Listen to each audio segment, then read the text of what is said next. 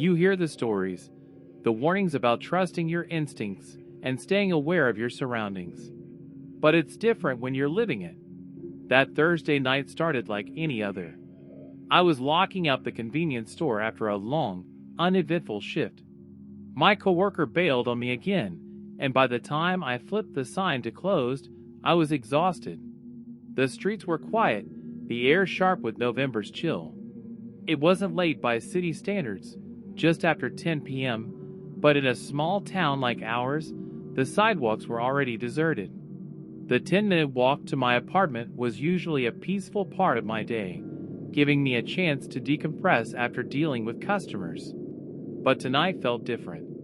It started with the van. It was parked across the street, white paint peeling, a rusted dent near the back. Normally, I wouldn't have noticed, but something about it stood out in the stillness. As I stepped onto the sidewalk, the engine rumbled to life, the headlights flicking on. I told myself it was nothing. Someone running an errand or heading home, just like me. But as I crossed Main Street and turned onto Sycamore, the van turned too. At first, I tried to ignore it. I kept my pace steady, my eyes on the sidewalk ahead. But my ears were tuned to the low hum of the engine, matching my steps.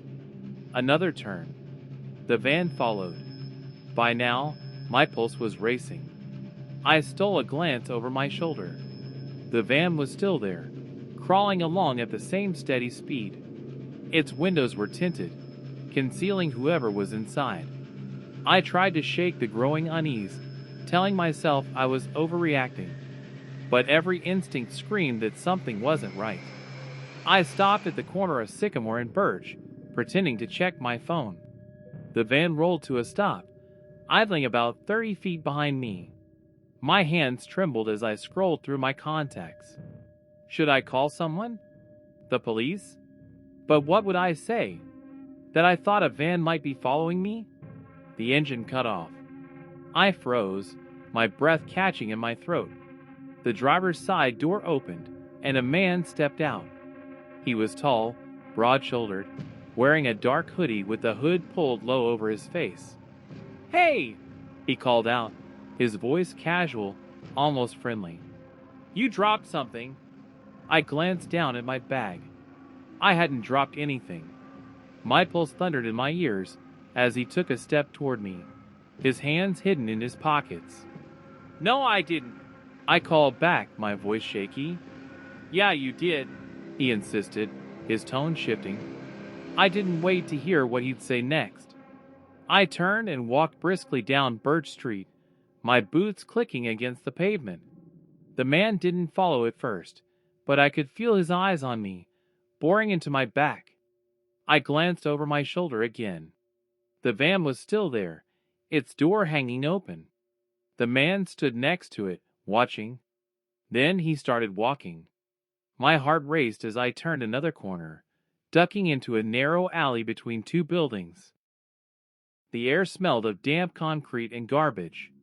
I crouched behind a stack of crates, my hand shaking as I fumbled for my phone. 911. I hovered over the call button, torn between fear and uncertainty. Was I overreacting? What if I called the police, and it turned out to be nothing? The sound of footsteps interrupted my thoughts. They were slow, deliberate, echoing against the walls of the alley. "Come on out," the man called, his voice echoing. "I just want to talk," he said, his tone calm but laced with something darker. "You don't have to be scared." The footsteps grew louder, closer. "I know you're here," he continued. "Let's not make this harder than it has to be." My grip tightened on my phone. My mind raced, weighing my options. The alley was a dead end. The only way out was past him. The man's shadow loomed on the wall, growing larger with each step. I spotted a broken piece of wood on the ground, a splintered plank from one of the crates. My fingers closed around it, the rough edges digging into my palm. When his shadow reached the corner, I didn't wait. I sprang out from behind the crates, swinging the plank with all my strength. It hit him square in the shoulder, and he stumbled back with a grunt of pain. "Bitch!" he snarled, his voice twisted with rage.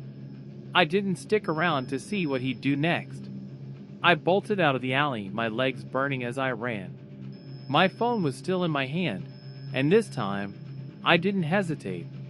The 911 operator answered after the first ring. "911, what's your emergency?" "There's a man following me," I said, my voice trembling. "He got out of a van, and he's trying to." The words caught in my throat, fear choking them off. "Where are you?" the operator asked, her voice calm and steady. I rattled off the nearest intersection, my eyes darting around as I ran. The sound of footsteps echoed behind me, growing louder. "Officers are on their way," she said. "Stay on the line. Keep moving if you can." I turned onto another street, hoping to put more distance between us, and nearly collided with a police car. Its lights flashed red and blue, illuminating the dark street in bursts of color. 2 officers jumped out, their weapons drawn. "Get on the ground!" one of them shouted. I stumbled to the sidewalk, my chest heaving as I tried to catch my breath. The man skidded to a stop behind me, his hands flying up in surrender. The officers moved quickly, pinning him to the ground and snapping handcuffs around his wrists. He struggled, shouting obscenities, but they didn't let up. "You okay, miss?" one of the officers asked, helping me to my feet. I nodded, though my knees were shaking. He was following me. In a van. I think he was going to. You did the right thing calling us," the officer said. As they hauled the man to his feet, he turned his head toward me. His eyes were cold, calculating, a twisted smile tugging at the corners of his mouth. "You're lucky," he said, his voice low and venomous. "Next time you won't be." The officer shoved him into the back of the squad car and slammed the door. Later, the police told me that the man was a wanted criminal, suspected in several kidnappings in neighboring towns. The van was filled with rope, duct tape, and other tools of his trade. It wasn't random. He'd been watching me, waiting for the perfect opportunity. If I hadn't trusted my instincts, if I hadn't called for help, I might not have made it home that night. Months later, I still think about his words. "You're lucky." Yes, I was. But luck only goes so far. Now, I never leave work alone, and I always pay attention to the little things. The parked cars, the distant footsteps, the feeling that something isn't quite right. Because sometimes, those little things are the difference between life and death.